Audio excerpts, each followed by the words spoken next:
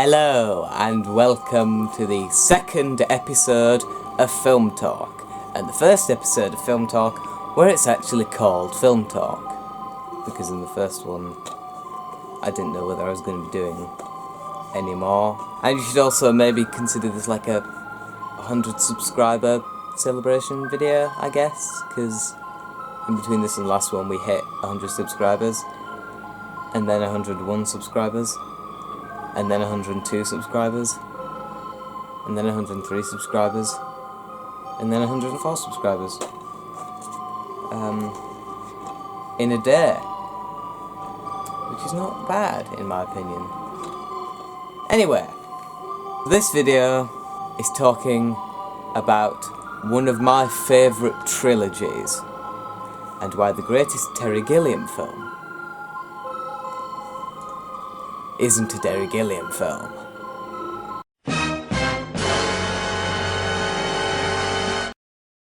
Now, Terry Gilliam is one of my favourite directors. His use of wide-angle lenses and weird camera angles and weird plots and weird characters and being weird is really inspiring. But one of his films which isn't as good as the rest is his 2013 film, The Zero Theorem. Now, it's not bad for a 21st century film, it's actually quite good for a 21st century film, but for a Terry Gilliam film, it's not very good, and he has gone sort of back and forth on whether it completes the trilogy started by 1985's Brazil and 1995's 12 Monkeys. Aha. And I don't think it does, simply because these are both really good films, and that one isn't, so I don't really think it completes it very well. However, the film which fills that gap better, in my opinion, is the 1995 French film, The City of Lost Children.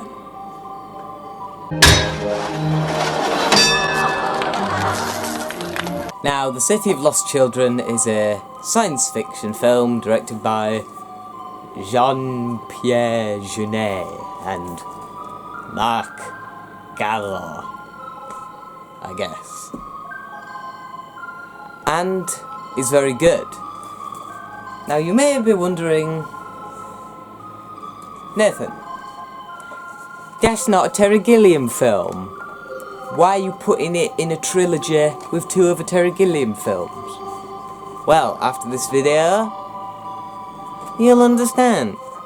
Because I think this film is a lot like a Terry Gilliam film. Now, of course, it's not a Terry Gilliam film. If it was a Terry Gilliam film, I might still be doing this video, but this video would not be called The Greatest Terry Gilliam Film Isn't a Terry Gilliam Film. It'd just be called The Greatest Terry Gilliam Film. Full stop. But it's not called that, because it's not a Terry Gilliam film. Therefore, I'm making the video. So this film is a lot like many Terry Gilliam films. In many ways. I mean, we've got like the weird camera angles, we've got the wide-angle lenses, we've got like the futuristic technology of Brazil and 12 Monkeys, which is why it's such a fitting third entry in that trilogy, even though technically it came out a few months before 12 Monkeys, but shush your face. And of course we got a weird looking guy dressed as Santa. Like, we got a lot of weird looking guys dressed as Santa, actually. So, and it's just a really good film. Really, can you tell I've run out of the things I'd planned to say and I'm now improvising? I hope you can, because that's the case. Now, this film is about a guy called One, played by Ron Perlman, who you might know from Alien Resurrection, that was directed by one of the guys who directed this film. Except that film's crap. How do you go from such a good film to such a crap film in 2 years? I do not know, but he did it, so congratulations.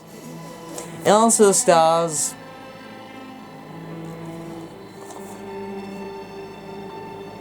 Dominique Pinon, who you might know from Alien Resurrection.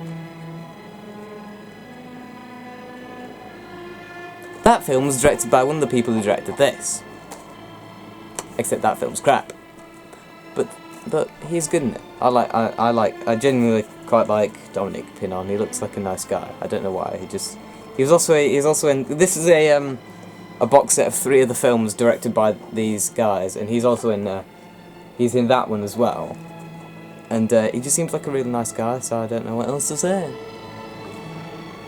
Anyway, it also has a little girl who is either called Miette or Crumb, depending on which subtitled version you're watching. On the version that I watched on the website, which I use to illegally watch films, she's called Miette, but on the DVD subtitles, she's called Crumb. So I don't quite know. It's like, because they verbally say Miette. So is Miette French for crumb, or is it just her name? I don't know. The computer's there. I could check, but I'm not going to. So that's that. It's also got a creepy scientist guy called Crank. It's also got a brain in a jar. It's also got a load of other Dominique Binons. He plays quite a lot of people in this film, let me tell you. Let me tell you that, mate. Let me tell you. He plays a lot of people in this film.